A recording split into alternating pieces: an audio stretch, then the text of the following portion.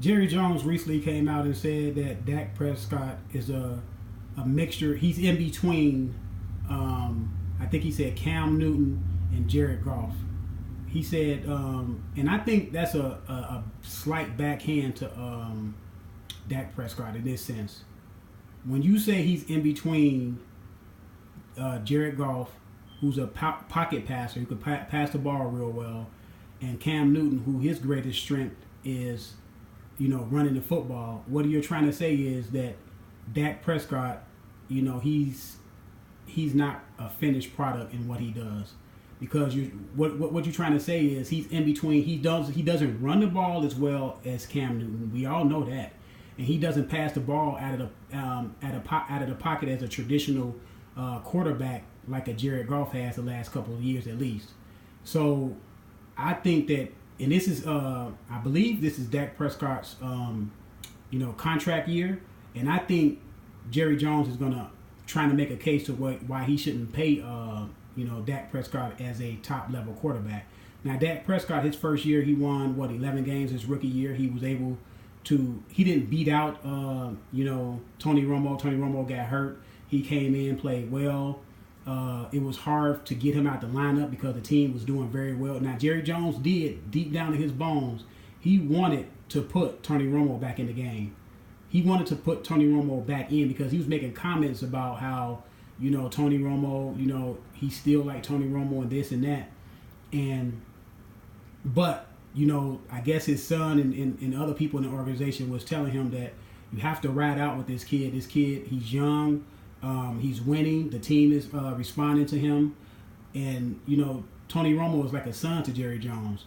So I still think this all goes back to that Dak Prescott will have to play 2 times better than Tony Romo in Jerry Jones' mind for Dak Prescott to hold on to that job. He did it. He did it well. He played well. Now last year he regressed due to not having a strong running game with Zeke Elliott because Zeke Elliott got suspended and he was in that whole ordeal was holding over Zeke Elliott's head. Had the team in shambles because they never knew, was he going to be there, was he not going to be there, was this going to be the week that he had to start to serve his 6 week suspension. But he didn't do well. The team didn't do well. But like I said, I believe Jerry Jones is making the case to where he doesn't have to pay Dak.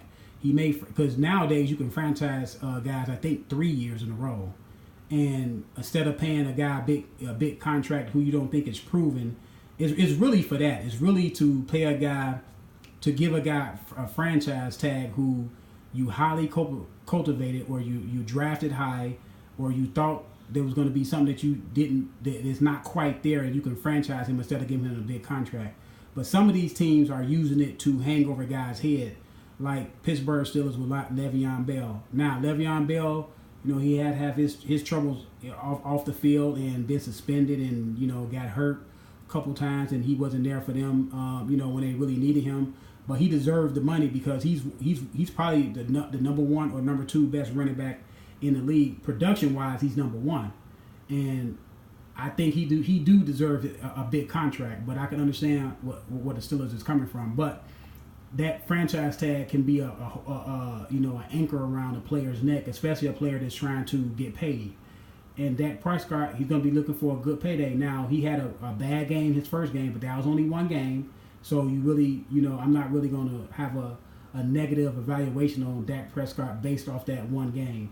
But he has to play very well this year in Jerry Jones's mind, not in his mind. Jerry Jones has to see that you are the future of the Dallas Cowboys. Because one thing about the Dallas Cowboys, now they haven't won a Super Bowl in a long time. They only went to the playoffs.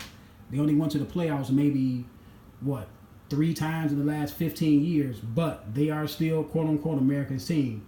And Jerry Jones has sold the Dallas Cowboys to the public, and sold it to the public very well. Dallas Cowboys have a lot of fans, not only in Texas, but everywhere else too. So, he has to know that Dak Prescott can lead this franchise, this model franchise, in Jerry Jones' eyes, to the promised land, back to the Super Bowl. Because he said early in the season that before the season started, that he would pay, the check would not be big enough that he would pay for another Super Bowl. So Dak Prescott, you are on the clock, man. I hope you play very well. You know what I'm saying? Good luck, because I would like to see you get that contract, man, because you came from, you know what I'm saying, low drafted in the draft. You know what I'm saying? So a guy, teams pass up on you. They didn't believe in you. You went out there and played well. So now you have to get that big contract. So it's on you to play well. But another thing too, he doesn't have weapons around him. He doesn't have a Dez Bryant. You know what I'm saying? He doesn't have a tight end. So he doesn't have a lot of weapons to work with. Now he does have Zeke Elliott, but they have some injuries on that offensive line that was not there when they went on that 11-game winning streak in Dak Prescott rookie year. You know, a lot of people was making the claim that, yeah, Dak Prescott, yeah, he's a rookie, but he fell into a great situation, which he did, because he had Zeke Elliott. They came in together. You know what I'm saying? He had the best offensive line rated in the NFL, a pretty good tight end, and a decent wide receiver in Dez Bryant. So let's just see what he has to do, man. Let me know what y'all think. Subscribe to the channel, man. I'm out.